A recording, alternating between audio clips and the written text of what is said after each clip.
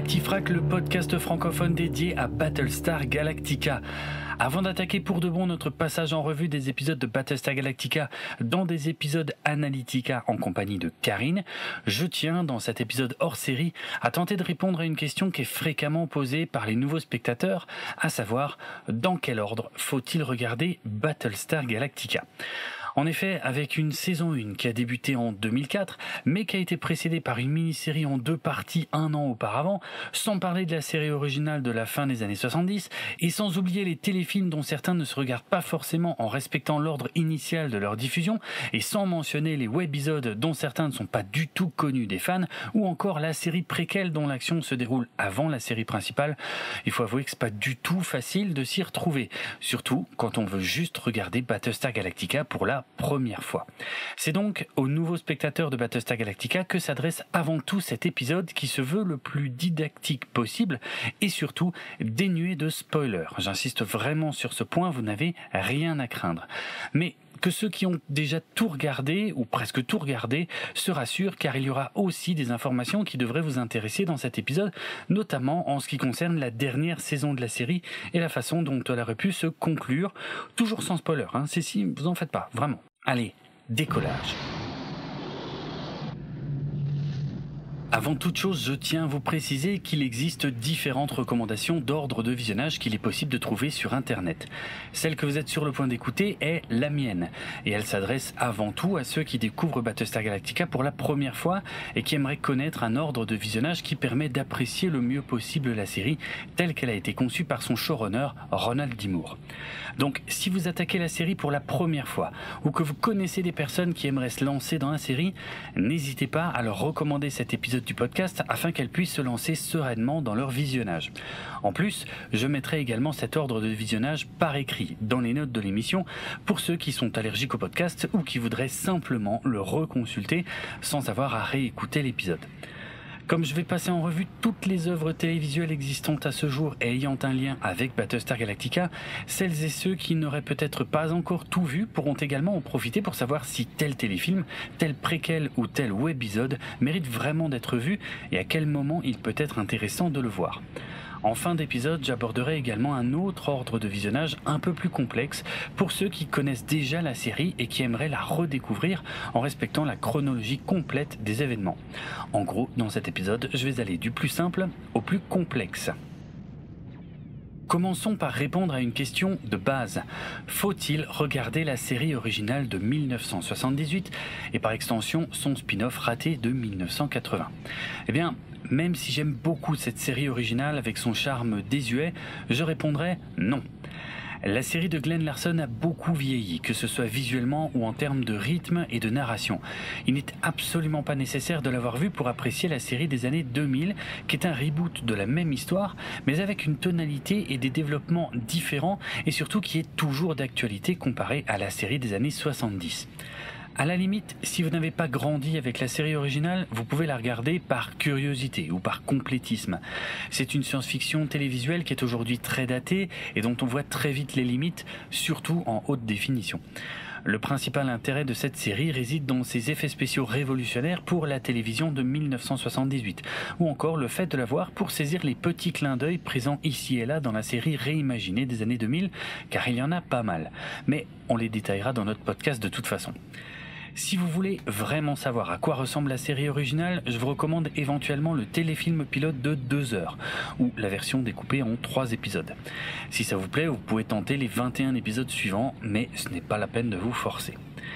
Concernant le spin-off Galactica 1980, c'est encore plus clair. Je ne recommande ça à personne, à part si vous êtes complétiste ou fan de nanar. Et même là, c'est difficile de regarder les 10 épisodes de cette série complètement ratés et hors sujet. À la limite, si vous avez aimé la série de 1978, regardez uniquement le dernier épisode du spin-off de 1980 qui fait revenir l'un de ses personnages cultes. Voilà, c'est réglé en ce qui concerne les années 70 et 80, donc maintenant et pour tout le reste de cet épisode, on va s'intéresser à tout ce qui est sorti à partir de 2003 et qui se déroule intégralement dans le même univers. Sur Twitter, je vois régulièrement passer des réactions étonnées du type « Comment se fait-il que l'épisode 1 de la saison 1 de Battlestar Galactica commence par un résumé intitulé « Précédemment dans Battlestar Galactica ». Si vous écoutez notre podcast, normalement vous connaissez la réponse à cette question. Mais avouez que ça peut être déroutant pour quelqu'un qui a juste envie de commencer à regarder une nouvelle série et qui débute très logiquement par l'épisode 1 de la saison 1. Il est probable que je l'ai déjà dit par le passé, mais je vais le repréciser ici. Le plus gros malentendu à propos du Battlestar Galactica des années 2000 est qu'il y a une série principale et des spin-offs et des téléfilms, etc. Or, il n'y a pas une série principale, mais deux. Il y a d'abord une mini-série en 2 épisodes qui date de fin 2003, puis une seconde série de 4 saisons dont la diffusion a débuté fin 2004, soit 1 an après la mini-série d'origine. La mini-série de 2003 a déjà été présentée à tort comme des téléfilms pilotes, ce qui est une mauvaise compréhension du format, mais je ne vais pas revenir là-dessus, je l'ai déjà expliqué dans des épisodes historiques. À la limite, pour s'y retrouver, on pourrait qualifier la mini-série de saison 0, ce qui me paraîtrait un peu plus juste. En tout cas, voilà, c'est une spécificité de Battlestar Galactica, la série ne commence pas à l'épisode 1 de la saison 1, il y a une mini-série d'une durée totale de 3 heures à regarder avant ça. J'ai déjà eu une conversation avec quelqu'un qui m'a expliqué avoir attaqué directement la saison 1 en ignorant qu'il y avait une mini-série à voir avant. Cette personne semblait avoir apprécié l'expérience et était même prête à recommander cet ordre de visionnage qui demande d'être beaucoup plus attentif pour bien raccrocher les wagons et comprendre qui sont les personnages et quelles sont leurs motivations. Alors, je ne rejoins pas cet avis, car je pense qu'en zappant la mini-série d'origine, il manque tous les fondamentaux et c'est un peu plus complexe de s'y retrouver, surtout en début de saison. À l'heure actuelle, la mini-série et la série sont disponibles sur Amazon Prime Video en France. Les deux sont séparés et il est vrai que le service de streaming n'indique pas clairement que la mini-série doit être regardée en premier. Ça déroute pas mal de monde et c'est compréhensible. Mais en soi, la façon de présenter ces séries sur Prime Video n'est pas fausse. C'est juste qu'il faut être un peu renseigné avant d'attaquer son premier visionnage et c'est vrai que c'est inhabituel. Donc n'hésitez pas, comme je le fais régulièrement, à bien préciser aux nouveaux spectateurs de Battlestar Galactica de débuter par la mini-série en 2 parties avant d'attaquer la série de 4 saisons. Tant que je parle de services de streaming, abordons maintenant l'ordre de visionnage le plus simple et le plus basique. Sur Amazon Prime Video, seule la mini-série et la série de 4 saisons sont disponibles. Il n'y a pas les versions longues de certains épisodes, ni les téléfilms, ni les webisodes, ni la série préquelle, ni le téléfilm préquel. Eh bien j'ai envie de dire, ce n'est pas grave. Si vous regardez uniquement la mini-série puis les 4 saisons de la série, vous verrez globalement la même chose que ce qu'ont vu les téléspectateurs lors de la première diffusion de Battlestar Galactica. Et c'était visiblement suffisant pour que nombre d'entre eux qualifient la série de chef-d'œuvre qui transcende le genre de la science-fiction. Je ne dis pas que les téléfilms, webisodes et autres spin-offs ne sont pas intéressants, même s'ils sont de qualités diverses que je détaillerai un peu plus tard. C'est juste qu'en regardant uniquement les séries principales, vous aurez une histoire complète, sans rien rater de la trame principale. Et ça, c'est déjà pas mal. Tout le reste peut être considéré comme du bonus pour ceux qui auraient envie de prolonger l'expérience avec du contenu supplémentaire. Mais c'est vraiment un point sur lequel je tiens à rassurer les nouveaux spectateurs. Les séries de base sont déjà largement suffisantes pour apprécier Battlestar Galactica à sa juste valeur. Je parlais des versions longues de certains épisodes à l'instant. Celles-ci figurent sur les coffrets DVD et Blu-ray de la série et attention, car il y a davantage de versions longues sur les coffrets Blu-ray les plus récents que sur les anciens coffrets DVD. Ces versions longues sont toutes très appréciables pour les fans car elles permettent à certains épisodes de mieux prendre le temps de développer certains arcs narratifs, sans oublier le fait qu'elles contiennent parfois des scènes qui avaient dû être censurées lors de la diffusion télévisée. Je pense notamment à l'épisode 9 de la saison 3 intitulé Le Grand Combat en VF et Unfinished Business en VO. C'est celui avec les combats de boxe. Sa version longue contient 25 minutes supplémentaires, ce qui en fait un épisode de plus d'1 heure qui explore bien plus en détail ce qui s'y joue, même si ça n'a que peu d'impact sur la trame générale de la série. Dans le même ordre d'idée, il y a aussi les 3 épisodes finaux de la saison 4 qui existent en version rallongée d'une dizaine de minutes en tout et surtout présentés d'une traite sans coupure entre les épisodes, ce qui en fait presque un téléfilm de plus de 2h30 pour conclure la série de façon encore plus intense. Mais je le répète encore une fois, les versions normales de tous ces épisodes suffisent à bien suivre la trame générale de la série. Donc ce n'est pas grave, surtout pour un premier visionnage, si vous n'avez pas vu les versions longues. Passons maintenant à un ordre de visionnage un peu plus complet, qui permet notamment de mieux comprendre les motivations des personnages à certains passages de la série, et c'est cet ordre de visionnage que je vais mettre par écrit dans les notes de l'émission, car c'est selon moi l'ordre idéal pour découvrir ou redécouvrir la série. La quasi-totalité des contenus que je vais mentionner maintenant se trouve sur les coffrets intégral en DVD ou Blu-ray, surtout les versions les plus récentes. Ce qui ne change pas, c'est que vous devez commencer par la mini-série en 2 parties, puis enchaîner sur l'intégralité de la saison 1 de la série. Jusque-là, c'est facile. Ensuite, vous pouvez regarder la saison 2, mais pas tout à fait jusqu'à la fin. La saison 2 compte 20 épisodes, mais vous pouvez vous arrêter après l'épisode 17, intitulé Une main de fer en VF et The Captain's Hand en VO. Pourquoi s'arrêter après l'épisode 17 ? Parce que c'est là que s'insère l'histoire du téléfilm Razor que vous pouvez regarder avant de voir les 3 derniers épisodes de la saison 2. Je sais que le téléfilm Razor est sorti fin 2007 entre les saisons 3 et 4, mais son scénario se déroule bien juste avant la fin de la saison 2, et je trouve qu'il fonctionne mieux s'il est regardé à ce moment-là. Encore une fois, je précise qu'il n'y a rien de grave si vous regardez le téléfilm Razor plus tard, à un autre moment. Mais si jamais vous vous demandiez quel pouvait être son placement idéal dans la chronologie de la série, c'est donc après l'épisode 17 de la saison 2. La sortie du téléfilm Razor avait été accompagnée de webisodes intitulés Les flashbacks de Razor qui se déroulent pendant la première guerre contre les Cylons. Ils offrent un court aperçu de ce qui s'est passé 40 ans avant le début de la série principale, donc je les recommande également. Ils figurent normalement dans les bonus qui accompagnent le téléfilm Razor, mais en fait il existe une version longue du téléfilm Razor qui intègre la plupart de ces flashbacks au sein du film. Donc c'est cette version longue de Razor que je vous recommande si vous avez la possibilité de la voir. On récapitule jusqu'ici.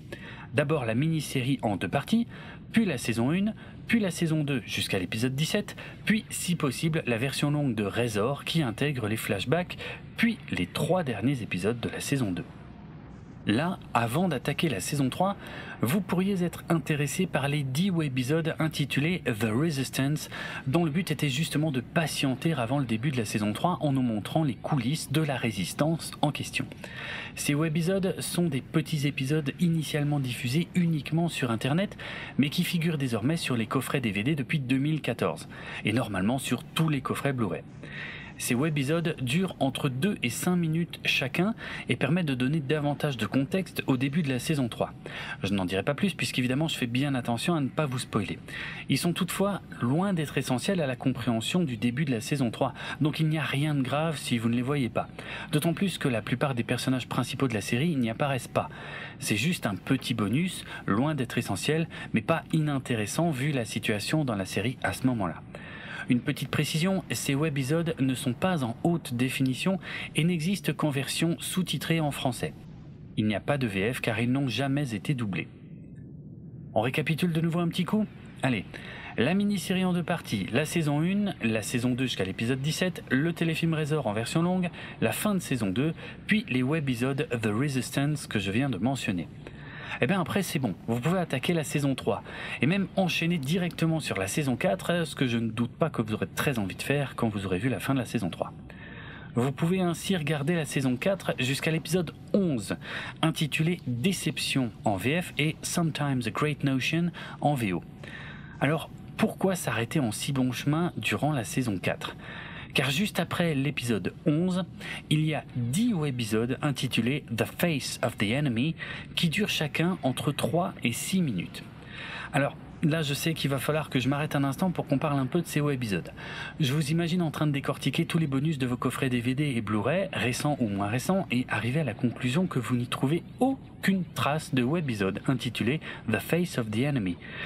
C'est malheureusement normal et croyez-moi j'en suis le premier désolé. Je vous explique, toujours sans spoiler, vous inquiétez pas. Le tournage de la saison 4 de Battlestar Galactica a été perturbé par un contexte particulier à l'époque aux États-Unis. En effet, entre fin 2007 et début 2008, une grande grève des scénaristes a paralysé énormément de productions télévisées américaines et a bouleversé la diffusion de nombreuses séries pendant plusieurs mois. Quelques séries ont été annulées à ce moment-là, comme les 4400 par exemple, mais la grande majorité ont vu leur saison en cours raccourcie par rapport au nombre d'épisodes prévus à l'origine, comme par exemple toutes les séries majeures de l'époque, comme Big Bang Theory, Breaking Bad, Cold Case, toutes les déclinaisons des experts, Desperate Housewives, Heroes, Doctor House, How I Met Your Mother, Lost, The Office, Scrubs, Smallville, etc. Dans le cas de Battlestar Galactica, seuls les 10 premiers épisodes de la saison 4 étaient déjà écrits lorsque la grève a débuté. Du coup, il n'était pas possible de finaliser la dizaine de scripts restants, dès lors qu'il s'agissait de scénaristes faisant partie du syndicat ayant lancé le mouvement de grève. Et bien entendu, si les épisodes ne peuvent être écrits, ils ne peuvent pas non plus être tournés. Quelques séries ont fait le choix de continuer à travailler avec des scénaristes non syndiqués pour ne pas s'arrêter, comme Les Feux de l'amour par exemple. Si, je vous promets, c'est véridique. Mais c'était très minoritaire et plutôt mal vu. Dans le cas de Battlestar Galactica, il a été décidé d'interrompre la diffusion de la saison 4 après le 10e épisode, soit en plein milieu de la saison, dans l'espoir de pouvoir reprendre et terminer la saison plus tard, lorsque la situation serait résolue avec les scénaristes. On reviendra là-dessus dans notre podcast, mais comme ce sera dans pas mal de temps, je vais déjà vous expliquer brièvement que la toute fin de l'épisode 10 de cette ultime saison a été réécrite en dernière minute, parce qu'ils voyaient venir la grève pour pouvoir éventuellement servir de fin définitive à la série si jamais les tournages ne pouvaient pas reprendre après la grève. Car en effet, c'était un sacré pari d'arrêter complètement les tournages de la saison 4 à ce moment-là. Personne ne savait combien de temps allait durer la grève des scénaristes. Au final, elle a duré 3 mois complets, ce qui était déjà beaucoup. Mais si elle avait duré plus longtemps, qui sait ce qui aurait pu se passer chez les décideurs de la chaîne ? Ils auraient peut-être pu choisir d'arrêter la série là où elle en était, pour des raisons économiques ou des raisons de calendrier de diffusion par exemple. En tout cas, Ronald D. Moore, le showrunner de Battlestar Galactica, s'était préparé à cette éventualité. C'est pourquoi il a envisagé la fin de cet épisode 10 comme étant une fin éventuelle pour la série. Alors, clairement pas la fin qu'il voulait pour conclure sa série, mais au moins quelque chose ressemblant à peu près à une fin et qui aurait évité à Battlestar Galactica de figurer parmi les séries n'ayant jamais connu de conclusion, un peu comme la série originale Battlestar Galactica, brutalement interrompue en 1979 alors qu'elle était encore loin de son dénouement. Maintenant que vous savez ça, si vous avez déjà vu la totalité de la série, je vous invite à revoir juste la fin de l'épisode 10 de la saison 4, juste pour imaginer ce qu'aurait pu être votre sentiment si toute la série s'était arrêtée là. Ça aurait été assez dingue, n'est-ce pas ? Bon, bref, on en reparlera. Bon alors pourquoi je vous raconte tout ça ? La diffusion de la saison 4 de Battlestar Galactica a été interrompue pendant plus de 6 mois. Après la grève, la seconde moitié de la saison 4 a donc pu être écrite et tournée comme prévu. Ouf. Les webisodes The Face of the Enemy ont été diffusés sur Internet fin 2008 et début 2009, juste avant la reprise de la diffusion de la fin de la saison 4 avec l'épisode 11. Mais je le répète, ces webisodes prennent place chronologiquement après l'épisode 11 de la saison 4. Mais alors pourquoi ces webisodes ne figurent pas sur nos coffrets DVD ou Blu-ray ? Eh bien c'est justement parce que l'un des motifs de la grève portait sur la rémunération des scénaristes en ce qui concerne le contenu diffusé sur Internet. J'ai pas tous les détails à ce sujet car il n'est pas facile de trouver des informations claires et j'espère que j'en trouverai davantage dans le futur. Mais en gros, à la fin de la grève, un accord a été trouvé concernant la rémunération des scénaristes pour le contenu diffusé sur Internet. Or, il semble qu'il y ait justement un problème concernant la rémunération des scénaristes qui ont travaillé sur les webisodes The Face of the Enemy.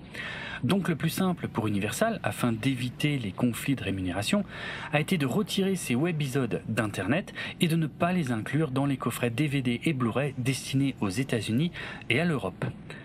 Heureusement, il existe une exception. Les webisodes The Face of the Enemy ont été inclus en haute définition dans certaines éditions de coffrets Battlestar Galactica au Japon, et uniquement au Japon. Du coup, ces webisodes sont trouvables de diverses manières sur Internet. Je ne détaillerai pas les moyens que vous pouvez utiliser pour trouver les versions haute définition. Là, je vous laisse regarder de votre côté pour savoir comment faire. Mais sachez que ces webisodes sont actuellement trouvables sur YouTube ou Dailymotion. Il n'y a malheureusement pas de sous-titres en français et évidemment encore moins de versions françaises puisque tout ça n'a jamais été doublé. Donc voilà, n'hésitez pas à taper Battlestar Galactica The Face of the Enemy dans les moteurs de recherche de YouTube ou Dailymotion et vous devriez tomber dessus. Mais je ne peux pas vous garantir qu'ils resteront indéfiniment disponibles sur ces plateformes. Peut-être que dans le futur, Universal sortira de nouveaux coffrets où ces webisodes seront enfin inclus et ils pourront être présentés comme de nouveaux bonus exclusifs. Mais pour l'instant, on n'a aucune information à ce sujet. Parce qu'au fait, c'est important de voir The Face of the Enemy. Alors, comme d'habitude, je dirais que ce n'est pas essentiel. Mais je trouve que ces webisodes-là sont quand même très intéressants. D'une part parce qu'ils donnent beaucoup plus de background aux motivations d'un personnage en particulier. Et que ces motivations ont un impact très important sur la seconde moitié de la saison 4. Et ces webisodes donnent également de nouvelles informations sur des choses vues pendant la saison 3.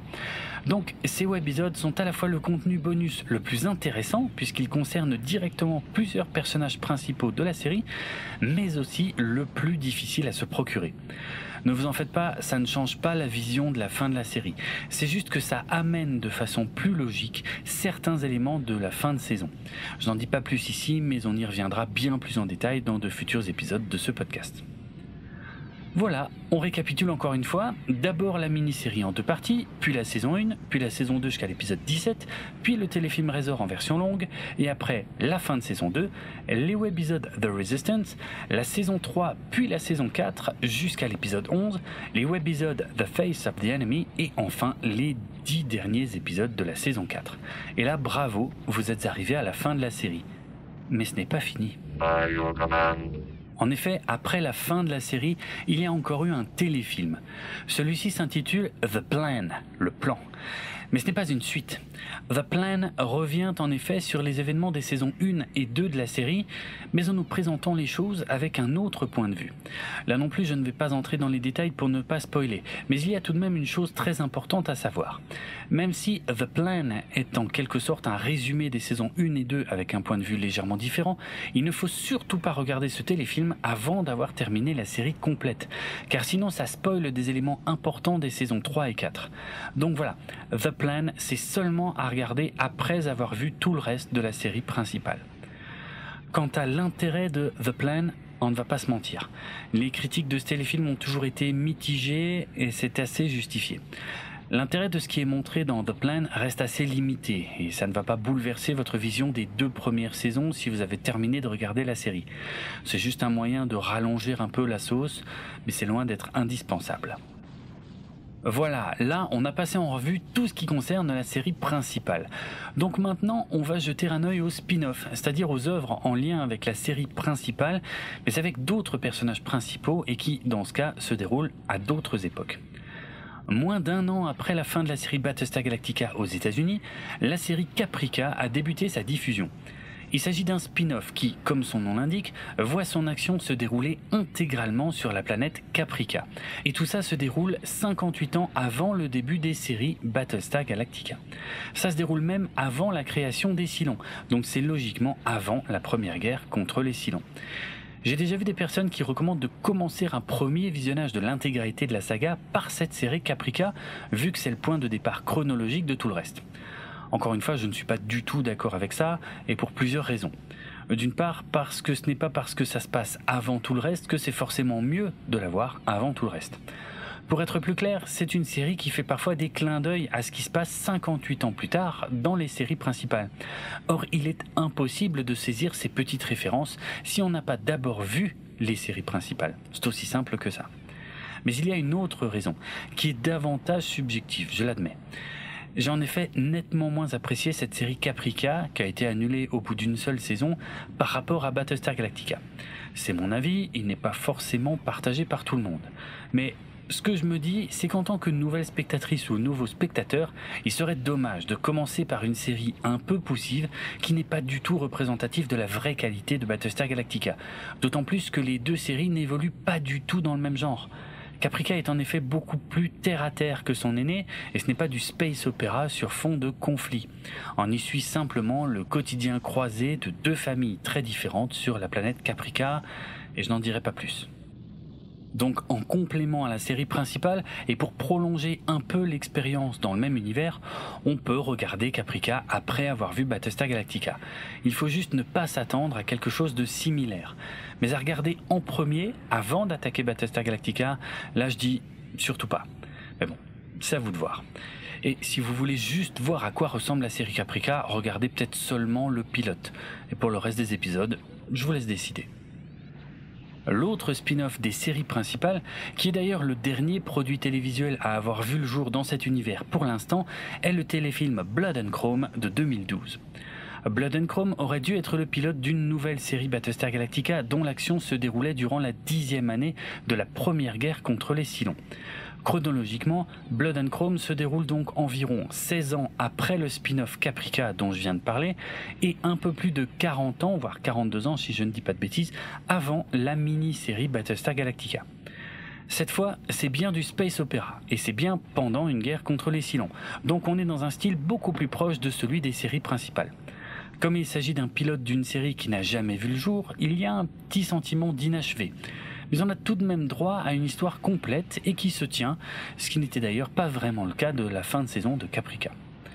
Alors, est-ce que Blood and Chrome est indispensable ? Non, ça n'apporte quasiment rien à la série principale. Et est-ce que Blood and Chrome est agréable à regarder ? Oui, c'est globalement assez bien fait, malgré quelques effets spéciaux qui piquent un peu les yeux, et ça se laisse facilement regarder pendant 2 heures. Mais ça ne va pas beaucoup plus loin. Il y a quelques clins d'œil dans Blood and Chrome qui font référence à la série Caprica et qui font donc le lien avec les séries Battlestar Galactica. Mais encore une fois, c'est loin d'être indispensable. On peut regretter qu'une véritable série Blood and Chrome n'ait jamais vu le jour, mais on peut également se demander si elle aurait eu quelque chose de neuf à raconter par rapport aux séries principales, vu que tout ça est dans un style très proche. Bref, voici donc mon avis en ce qui concerne les 2 spin-offs. Aucun d'entre eux n'est essentiel, et si vraiment vous ne deviez en choisir qu'un, privilégiez Blood and Chrome plutôt que la série Caprica. Et ben voilà, on a tout passé en revue avec des œuvres essentielles et d'autres qui le sont nettement moins. Alors, est-ce qu'il existe d'autres ordres de visionnage ? Oui, il y aurait par exemple l'ordre de visionnage entièrement chronologique qui peut être une autre façon de revoir toute cette histoire si on a au moins déjà vu la série principale. Je ne vais pas revenir en détail sur chaque œuvre puisque je les ai déjà toutes mentionnées, mais voilà ce que donnerait un ordre complètement chronologique. Il y aurait d'abord la série Caprica, qui se passe avant la création des Cylons. Puis le téléfilm Blood and Chrome, qui se passe pendant la première guerre contre les Cylons. Puis les 7 webisodes du téléfilm Razor, qui se passe un peu plus loin pendant la première guerre des Cylons.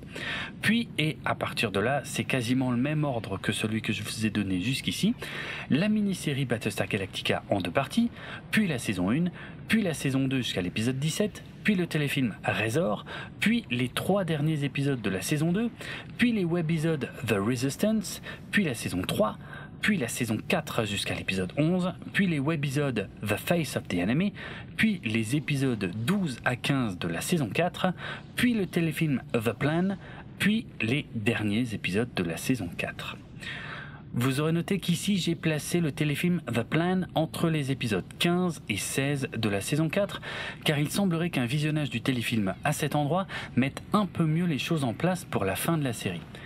Ça ne me paraît pas essentiel, d'autant plus que ça casse un petit peu le rythme de la fin de la série, mais quitte à proposer un ordre différent, autant aller jusqu'au bout et essayer de faire comme ça. Je vous laisse juger de la pertinence de cet ordre-là. Voilà qui conclut ce hors-série.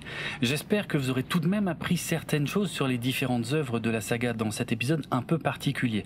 J'espère aussi avoir été clair, car ce n'est pas évident de retenir tout ça, surtout à l'oral, et c'est pourquoi je vous le rappelle, j'ai mis par écrit l'ordre que je considère être le plus idéal, et vous pouvez le retrouver dans les notes de l'émission. Vous y trouverez d'ailleurs également des liens vers d'autres ordres de visionnage avec parfois de subtiles petites différences. Le podcast Galactifrac fait partie du label Podchose et il est disponible sur PodCloud ainsi que sur Apple Podcasts, Spotify, Deezer, Amazon et de nombreuses applications iOS et Android, sans oublier YouTube. Retrouvez les notes de l'émission sur galactifrac.lepodcast.fr et suivez-nous sur Twitter, Facebook et Instagram pour du contenu supplémentaire en lien avec cet épisode. Moi c'est Draven et sur Twitter vous pouvez me suivre sur le compte @DravenHardRock, ça s'écrit DRAVENARDROK. N'oubliez pas que si vous avez apprécié cet épisode, le meilleur moyen de le montrer et de nous récompenser est de le partager au plus grand nombre via les réseaux sociaux. À bientôt. Les séries de base sont déjà largement suffisantes. Oh putain, ça faisait longtemps. Ah oui, bah tu peux être désolé.